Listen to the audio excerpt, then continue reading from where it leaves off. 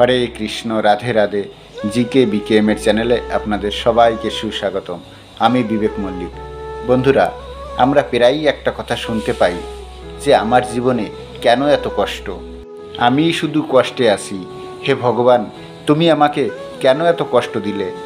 এবং আমরা অনেকেই এই মানসিক অবসাদের বশবর্তী হয়ে ঈশ্বর বা ভগবানকে দোষারোপ করে থাকি। আপনার যদি এমনটা মনে হয়, আপনার মন যদি এইসব প্রশ্নের উত্তর খুঁজে বেড়ায়, তাহলে বন্ধু, ভিডিওটি আজকে আপনার জন্য। আপনি যদি সততার সঙ্গে জীবন অতিবাহিত করছেন, তাহলে আপনার এটা নিশ্চয়ই মনে হচ্ছে, ভগবান আমার জীবনেই কেন এত কষ্ট, আমি তো জীবনে কোনো অন্যায় করিনি, তবু কেন আমি এত কষ্টে আছি। আমার আশেপাশে সবাই কত আনন্দে জীবন কাটাচ্ছে, শুধু আমাকেই কেন এত কষ্ট দিলে। আমি বলবো, একটু ধৈর্য ধরুন, কারণ আপনাকে অনেক বাধার সম্মুখীন হতে পারে, আপনাকে হয়তো জীবনে অনেক কষ্ট ভোগ করতে হতে পারে, কিন্তু বন্ধু, শেষ হাসিটা আপনিই হাসবেন। সততার জয় একটু ধীরে হলেও ঠিকই হবে এবং তার ফল হবে অনেক আনন্দময়। আপনি যদি একটু লক্ষ্য করে থাকেন, তাহলে দেখতে পাবেন তারাই জীবনে সফল যারা জীবনে অনেক স্ট্রাগল করেছেন। ভগবান শ্রীকৃষ্ণ অর্জুনকে উপদেশ দেবার সময় বলেছেন, জগতে সত্য আর মিথ্যার লড়াই হলে মিথ্যার দল অনেক ভারী হয়, কারণ মিথ্যা বলা লোকের অভাব হয় না, আর সত্য একা দাঁড়িয়ে থাকে, কিন্তু সবশেষে জয় হয় সত্যেরই। তাই বন্ধু, আপনি যদি সততার সঙ্গে আছেন, আপনি যদি সত্যের সঙ্গে আছেন, তাহলে নিজেকে ধন্যবাদ জানান, কারণ শ্রীকৃষ্ণ ভগবান বলেছেন, যিনি সত্যের সাথে আছেন তাকে স্বয়ং ভগবান সাহায্য করেন। আজকের ভিডিওতে মহাত্মা গৌতম বুদ্ধের যে কাহিনী বলতে চলেছি, যার মাধ্যমে আপনি বুঝতে পারবেন সত্যের মধ্যে থাকা ব্যক্তিরা কেন বেশি কষ্ট পান, কেন সবসময় দুঃখে কষ্টে ভরা থাকে তাদের জীবন, আর সবশেষে এই সত্যের পথে চলা ব্যক্তিদের সাথে কী হয়। তাই আজকের ভিডিওটি অতি গুরুত্বপূর্ণ হতে চলেছে। ভিডিওটি অবশ্যই শেষ পর্যন্ত দেখবেন, তাহলে অবশ্যই আপনি আপনার সমস্ত প্রশ্নের উত্তর এই কাহিনীর মাধ্যমে পেয়ে যাবেন। তাহলে চলুন ভিডিওটা শুরু করা যাক। একদা গৌতম বুদ্ধ তার আশ্রমে একটি বড় গাছের নিচে বসে ধ্যান করছিলেন। এমন সময় এক যুবক এসে উপস্থিত হলেন এবং বললেন, হে মহাত্মা, আমি ভোলা, আমি পাশের গ্রাম থেকে এসেছি। অনেক দিন ধরে একটি প্রশ্নের উত্তর জানার জন্য আমার মন খুবই বিচলিত।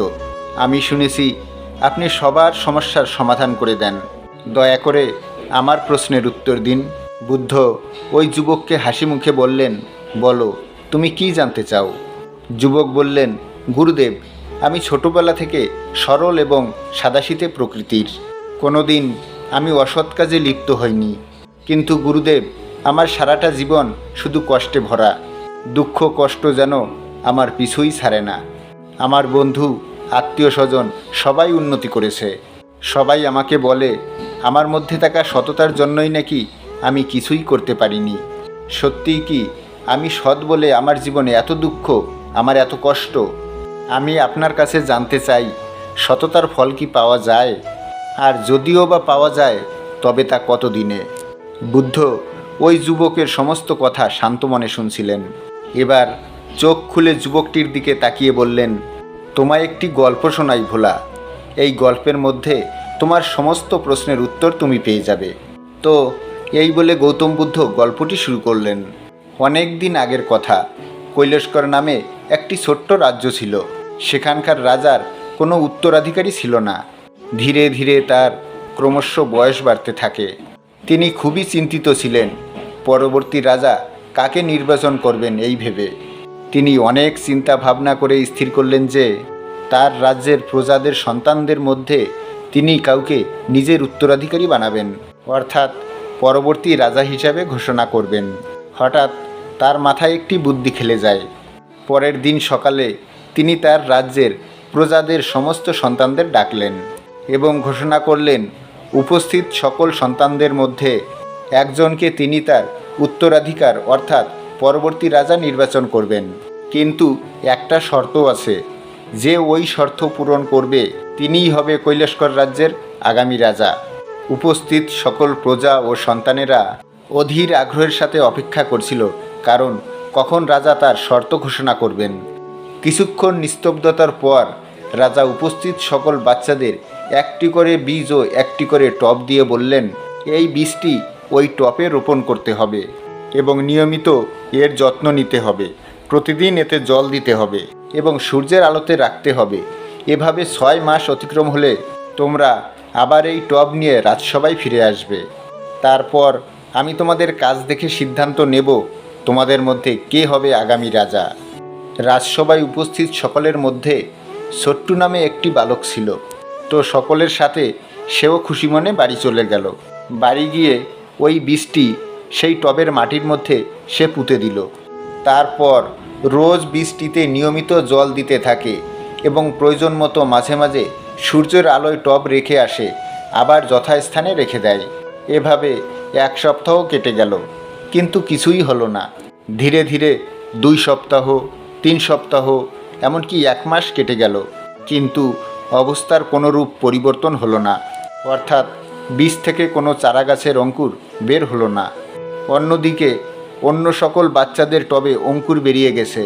কারো কারো টবে তো অঙ্কুর বের হয়ে তাতে চারা গাছ হয়েও গেছে। আবার কারো টবের কাছে সুন্দর ফুলও ফুটেছে। তো ছোট্টু চিন্তা করলো, তাকে যে বীজটি দেওয়া হয়েছে হতে পারে সেটা অন্য প্রজাতির, হয়তো দেরি করে অঙ্কুর বের হতেও পারে। এইভাবে সে প্রতিদিন ধৈর্য সহকারে বীজটির যত্ন নিতে থাকে। কিন্তু এইভাবে আরও 2 মাস কেটে যাওয়ার পরেও তাকে দেওয়া বীজটির কোনো পরিবর্তন হলো না। ইতিমধ্যে অন্য সব বাচ্চারা তাকে দেখে হাসি ঠাট্টা করতে থাকে। কেউ বলে, বেকার চেষ্টা করছিস তুই, তোর ভাগ্যে রাজা হওয়ার লেখা নেই। আবার কেউ তাকে খালি টব বলে খেপাতে থাকে। তবে অন্য বাচ্চাদের কথায় প্রভাবিত হলো না ছোটু। সে ধৈর্য আর নিষ্ঠার সাথে আগের মতো বীজটির যত্ন নিতে থাকে। তাতে নিয়মিত জল দেয় এবং মাঝে মাঝে সূর্যের আলোতে রেখে দিয়ে আসে। অবশেষে 6 মাস পেরিয়ে গেল। রাজসভায় যাবার দিনটিও চলে এলো। এই দিনটিতে রাজসভায় যেতে ছোট্টুর একটু ভয় করছিল। সে রাজা হতে পারবে না বলে তার কোনো ভয় বা আফসোস হচ্ছিল না।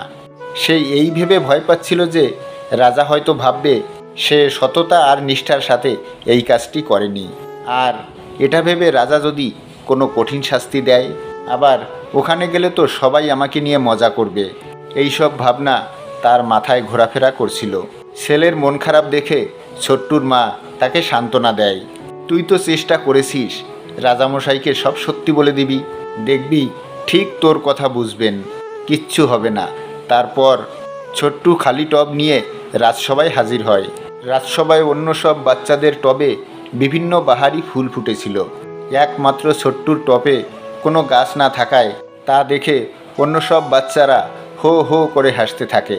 তাদের মা বাবারা নিজেদের মধ্যে বলাবলি করে, বাচ্চাটির কত সাহস, খালি টব নিয়ে রাজসভায় চলে এসেছে। কিছুক্ষণ পর রাজা রাজসভায় উপস্থিত হন। সবার মনে তখন একটাই প্রশ্ন ঘোরাফেরা করতে থাকে, রাজা কাকে আগামী রাজা ঘোষণা করবেন। তো রাজা এসে সবার টব এক এক করে ঘুরে ফিরে দেখতে থাকেন। সবাই গর্বের সাথে ফুলে ফলে ভরা টবটি এগিয়ে দিল। ছোট্টু এক কোণায় ভয়ে ভয়ে তার খালি টব নিয়ে দাঁড়িয়েছিল। অবশেষে রাজা তার কাছে এলেন এবং দেখলেন তার টবটি একেবারেই খালি। রাজা ছোট্টুকে জিজ্ঞাসা করল, তার টবটি খালি থাকার কারণ কি। ছোট্টু একটু ভয়ে ভয়ে গত 6 মাসের সমস্ত কথা রাজামশাইকে খুলে বলল। ভয়ে ভয়ে আরও বলল যে, রাজামশাই, আপনি দয়া করে আমাকে ক্ষমা করে দিন, এতে আমার কোনো দোষ নেই। আমি নিয়মিত টবটির যত্ন নিয়েছি, কিন্তু আমি জানি না কেন আমার টবে বীজটির অঙ্কুর বের হলো না। তো রাজা তার কথার কোনো উত্তর না দিয়ে উনি ওনার সিংহাসনের দিকে চলে গেলেন। তারপর রাজা সকলের উদ্দেশ্য করে বললেন, প্রিয় বাচ্চারা, তোমরা রাজা হবার জন্য গত 6 মাস অনেক পরিশ্রম করেছো, তা তোমাদের টব দেখেই বোঝা যাচ্ছে। তবে তোমাদের মধ্যে এমন একজন আছে যে খালি টব নিয়ে এই রাজসভায় চলে এসেছে। তারপর তিনি ছোট্টুকে নিজের কাছে ডেকে নিলেন এবং ছোট্টুকে কাছে টেনে নিয়ে বললেন, এই সেই ছেলে। ছোট্টু তার টব খালি দেখে অন্য সব বাচ্চারা হো হো করে হেসে উঠল।